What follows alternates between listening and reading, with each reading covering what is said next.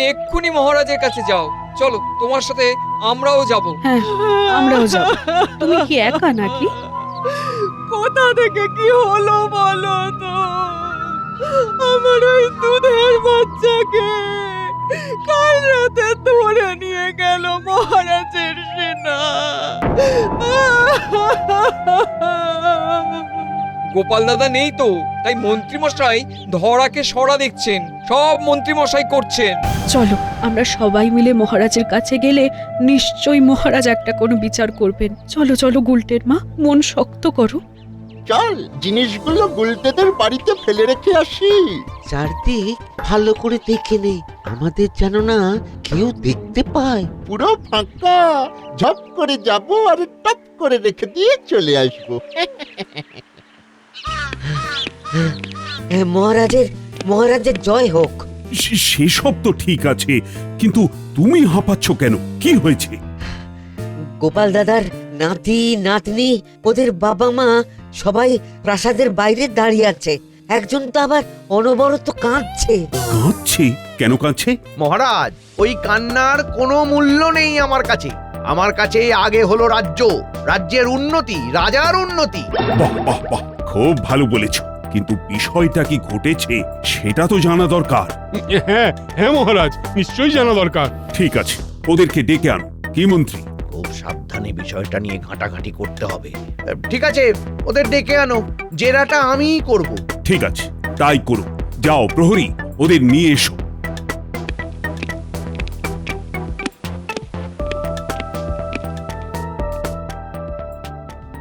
মহারাজ, মহারাজ আমার কুলটাকে ছেড়ে দিন, ও কিছুই করেনি।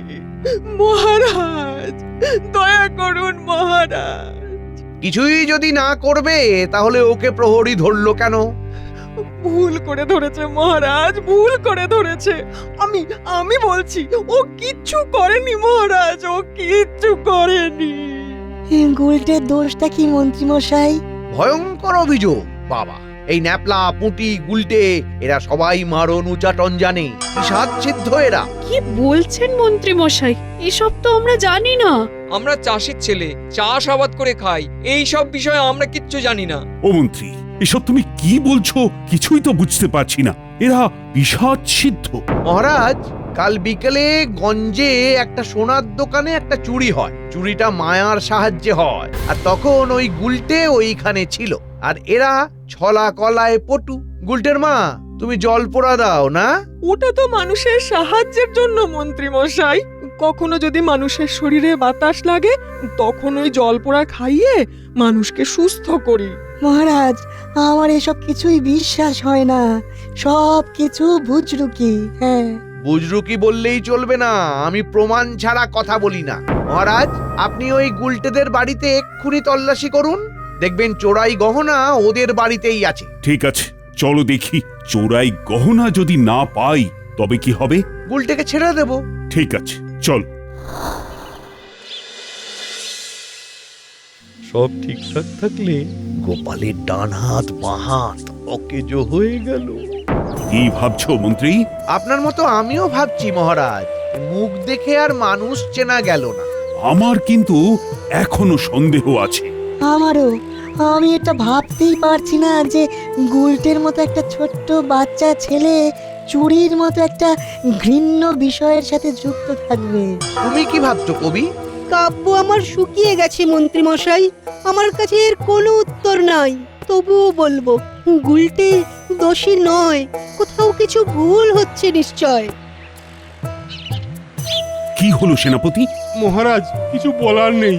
এই গহনার থলি ওই গুলটেদের ঘর থেকেই উদ্ধার হয়েছে। দেখলেন মহারাজ, আমি কি বললাম? সব এক একটা বিচ্ছু। এদের বাড়ি থেকেই চুরি বিদ্যা শেখানো হয়। না মন্ত্রী মশাই, আমরা চোর নই। চুপ! আদামুলের ধানি লঙ্কা তারাবার তেজ। মহারাজকে সহজ সরল পেয়ে তোরা যা ইচ্ছে তাই করবি নাকি? আমি থাকতে সেটা সম্ভব নয়। পুটির বাবাকে হাত কড়ি পরিয়ে কারাগারে নিয়ে চলো। মহারাজ, সেনাপতিকে আদেশ দিন। আমি কি করেছি মন্ত্রী মশাই? আমার অপরাধটা কি? চুরিতে সাহায্য করেছো। তোমার সাহায্য ছাড়া এই চুরি সম্ভব হতো না। কি আদেশ দেব মন্ত্রী? আমি তো বাক্যহারা হয়ে যাচ্ছি। এর নিশ্চয় কারো ষড়যন্ত্র মহারাজ। মহারাজ, আমরা চোর নই মহারাজ। চোর না হলে তোমাদের ঘর থেকে জিনিসগুলো বের হলো কেমন করে? আমরা দোষী নই। ওটা প্রমাণ করতে হবে, মুখের কথায় তো আমরা বিশ্বাস করব না। চলো গো সেনাপতি, পুটির বাবাকে নিয়ে চলো। চলো। গুলটে রে, আমি তোকে ছেড়ে কিভাবে বাঁচবো রে? ওরে গুলটে।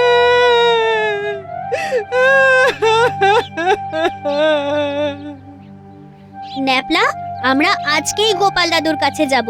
আমি মিনু দিদির শ্বশুর বাড়ি চিনি, আজ রাত্রেই যাব। ঠিক বলেছিস, গোপাল দাদু এলেই আমাদের ভালো দিন শুরু হবে।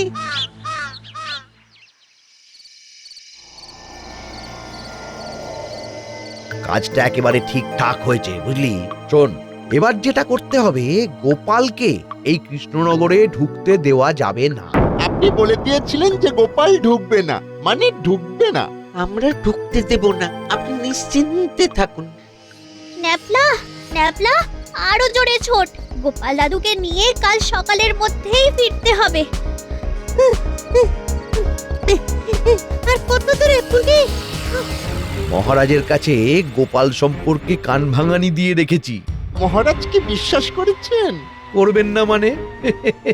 মহারাজও ভাবতে শুরু করেছে যে গোপাল এই কুটি ন্যাপলা গুলটেদের এইসব চুরি করবার জন্য উৎসাহ দিত। বাহ বাবা বাবা বাবা। বটাঘটা, কাল সকাল থেকে নজরদারি চলবে, বুঝলি? ওই পুটি গুলটে ট্যাপা পুচকেকে চোখে চোখে রাখবি, চোখে চোখে। আপনি কিচ্ছুটি ভাববেন না, আমরা গোপালকে এই কৃষ্ণনগরে আসতে দেব না। হ্যাঁ, কিছুতেই আসতে দেব না। ব্যাস, আমি নিশ্চিন্ত, এবার বাড়ি গিয়ে সুখে ঘুমোতে পারবো। চলি রে বটাঘটা, চলি। আসুন। উমা, এখন কি হবে? কি আবার হবে? আমাকে যেতে হবে। ইস, কি দুষ্টু আমাদের মন্ত্রী মশাই, পথের ধারই একটা অসভ্য। বুঝলে গিন্নি, আমাকে যেতে হবে আজই, এক্ষুনি। কি বলছো গো? এই এত রাতে? হ্যাঁ, তুমি রাত দেখছো? আমি ভাবছি গুলটের কথা, পুঁটির বাবার কথা, গুলটের মায়ের কথা। ওরা বিনা দোষে শাস্তি পাচ্ছে। যত পুঁটি ন্যাপলা, আমরা এখন রওনা দিলে সূর্য ওঠার আগে কৃষ্ণনগর পৌঁছে যাব। তাহলে জিনিসপত্র গুছিয়ে নিয়ে। না, আমি একা যাব। বাবা, আমিও আপনার সাথে যাব। আপনাকে একা আমি কিছুতেই ছাড়বো না। হ্যাঁ বাবা, ও যাক। ঠিক আছে, চলো। তাহলে একটু অপেক্ষা করুন, আমি আসছি। এ কি রানী, তুমি এখনো জেগে? ঘুম আসছে না মহারাজ। আমি যখনই দু চোখ বোঝার চেষ্টা করছি, গুলটের সহজ সরল দুটো চোখ আমাকে ঘুমোতে দিচ্ছে না। মহারাজ, আপনার কোথাও একটা ভুল হচ্ছে। না রানী না, আমার কোনো ভুল হচ্ছে না। আমার চোখের সামনেই ঘটনাটা ঘটেছে। চুরি করা গহনা গুলটেদের বাড়ি থেকেই পাওয়া গেছে। মহারাজ, কখনো কখনো আমরা যা দেখি সেটা আমাদের দেখানো হয়। যেটা দেখানো হয় সেটা আসল ঘটনা নয় মহারাজ। তুমি কি বলতে চাইছো? আপনি আবার নতুন করে তদন্ত শুরু করুন। দরকার পড়লে গোপালকে ডেকে আনুন। আমার মনে হয় গোপাল এলে ঠিক ধরতে পারবে গোলমালটা কোথায়। রানী, মন্ত্রীর মনে হয়েছে ওই পুঁটি ন্যাপলা গুলটে পুঁটির বাবা এরা সবাই এক একটা চোর।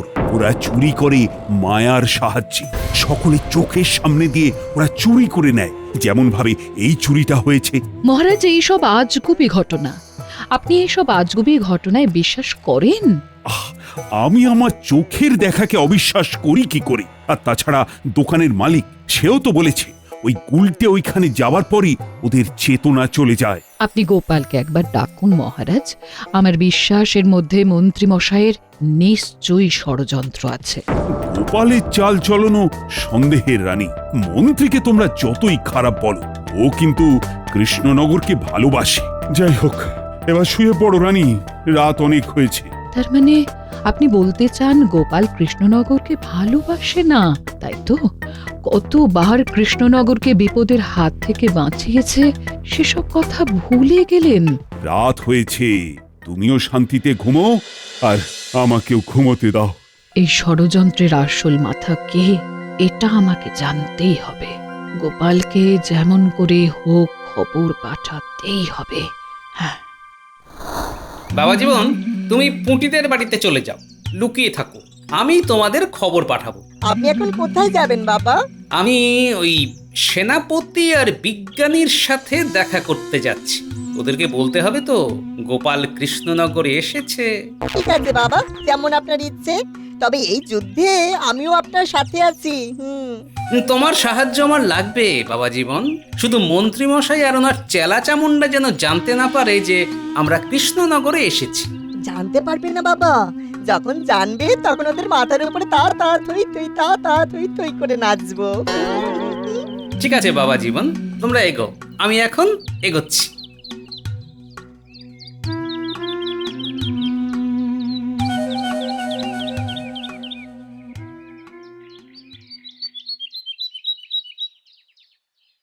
বিজ্ঞানী, ও বিজ্ঞানী! গোপালের বিজ্ঞানী? গলা না? তার মানে গোপাল বিজ্ঞানী? খবর পেয়েছে। এইবার মন্ত্রী মশাই হবেন কাবু। বিজ্ঞানী, এসো এসো গোপাল এসো। আস্তে আস্তে আস্তে।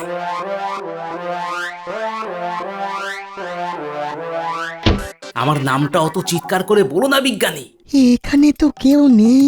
কথায় আছে না, দেয়ালেরও কান আছে। শোনো বিজ্ঞানী, তোমাকে এক্ষুনি সেনাপতির কাছে যেতে হবে। সেনাপতিকে এখানে নিয়ে আসতে হবে। ঠিক আছে, আমি যাচ্ছি। শোনো শোনো, যাওয়ার আগে বাইরে থেকে তালা লাগিয়ে যাও, যাতে কেউ বুঝতে না পারে ঘরে কেউ আছে। ঠিক আছে, আমি এক্ষুনি যাচ্ছি। তুমি এখন একটু বিশ্রাম নাও।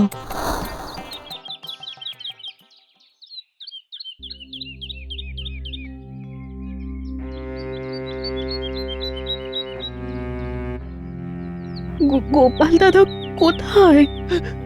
গোপাল দাদা আসেনি? হ্যাঁ, গোপাল দাদা আসেনি? বাবা এসেছে, সাথে আমি এসেছি। আর আমরা যে এসেছি সেটা যেন কেউ জানতে না পারে, তাহলেই ঘটবে সর্বনাশ। না না না, কেউ কেউ জানতে পারবে না। জামাই, তুমি এখানে একটু বিশ্রাম নাও, তোমাকে মুড়ি বাতাসা দিচ্ছি। এবার মনে হচ্ছে দুঃখের দিন চলে যাবে জানো। চল প্রথমেই পুঁটিদের বাড়ি যাই, দেখি ওদের হালচাল। ও মন্ত্রী মশাই এবারে দারুণ চাল দিয়েছেন। হ্যাঁ, এক চালেতেই কিস্তি মাত।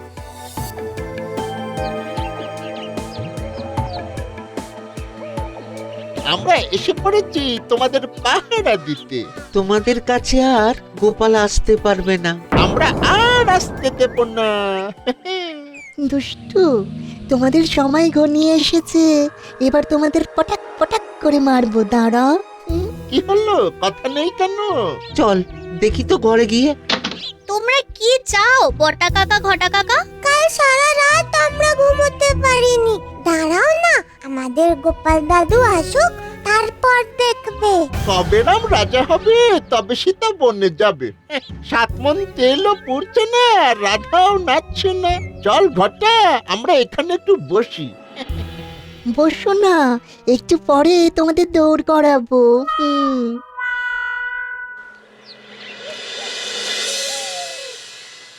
আহা, এই সময় সেনাপতি জ্বরে পড়লো। তবে আমি সর্বরোগ হরা একটা বটিকা খাইয়ে এসেছি, আশা করি ঠিক হয়ে যাবে। প্রহরী, তোমাকে কি করতে হবে সেনাপতি মশাই জানিয়ে দিয়েছেন তো? হ্যাঁ গোপাল দাদা, এখন আমাদের কোথায় যেতে হবে জানো তো? জানি, সেই চুরি যাওয়া গয়নার দোকানে। বিজ্ঞানী, তোমার সেই অদৃশ্য হওয়ার জামাটা দাও, ওটা আমার খুব কাজে লাগবে।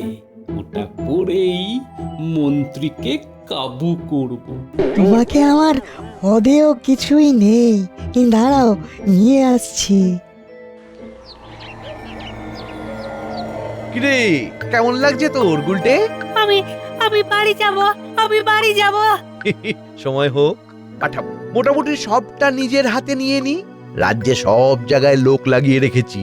আমার নির্দেশ দেওয়া আছে, গোপালকে দেখতে পেলেই ভবলীলা সাঙ্গ করে দেবে আমার লোক। আপনি গোপাল দাদুর কিচ্ছু করতে পারবেন না। গোপাল দাদু ঠিক আসবে। খবর পেলে তো? তোদের গোপাল দাদু মোক্ষম সময়ে ছুটি নিয়ে বাইরে গেছে। আমার যে কি সুবিধে করে দিয়েছে যে কি বলবো।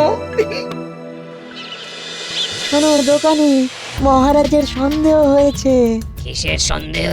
তুমি সত্যি কথা বলছো না? তোমার দোকানে চুরি হয়নি? তাহলে তো চোরাই গহনা ওই গুলটের বাড়ি থেকে পাওয়া গেছে। কি হলো? এই কে যেন চড় মারলো। সত্যি কথা না বললে এই চর কিন্তু খেয়ে যেতে হবে। হ্যাঁ, সত্যি বলছি, চুরিটা বলছি এই সব মন্ত্রী মশাইয়ের বুদ্ধিতে হয়েছে। বটা ঘটা এই গুলটেদের বাড়িতে আমার দোকানের থেকে গহনা নিয়ে রেখে এসেছে। তোমাকে তো বাবু মহারাজের কাছে সব দোষ স্বীকার করতে হবে, নইলে তো তোমার মুক্তি নেই। কারণ নিরপরাধ ছেলেটা মন্ত্রীর ঘরে আটকে থাকবে, আর যারা অপরাধ করেছে তারা বাইরে থাকবে। সেটা তো হবে না।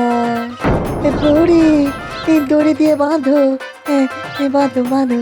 এবার আসল মাথাকে ধরতে হবে। এবারে লক্ষ্য মন্ত্রী মশাই।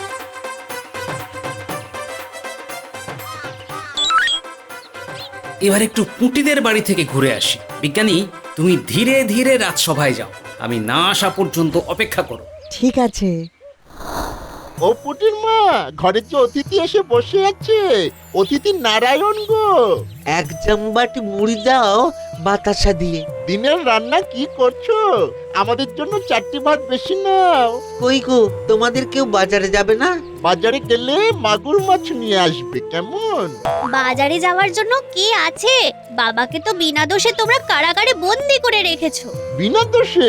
তোর বাবার তো বিরাট দোষ, খালি গোপালের পিছন পিছন ধামা ধরে চলে। ওরে ওরে, গোপালের দিন শেষ, এবার আমাদের দিন শুরু। যা যা, মাকে বল মাগুর মাছ কিনে আনতে।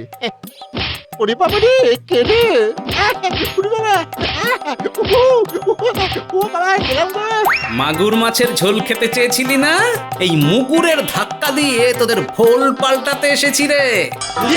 এই এই গোপাল দাদার গলা না? কোথায় তুমি গোপাল দাদা?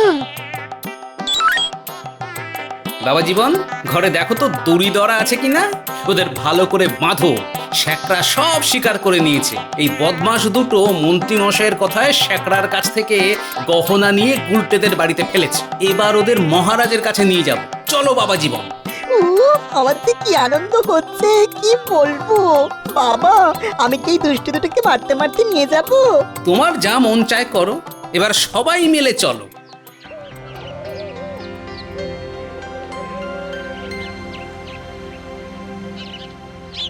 মহারাজ, একটা বিশেষ কাজ পড়ে যাওয়াতে আমার রাজসভায় আসতে একটু দেরি হলো।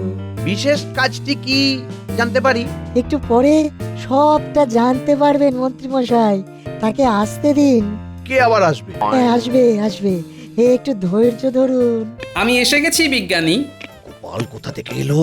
গোপাল, এসব কি কাণ্ড?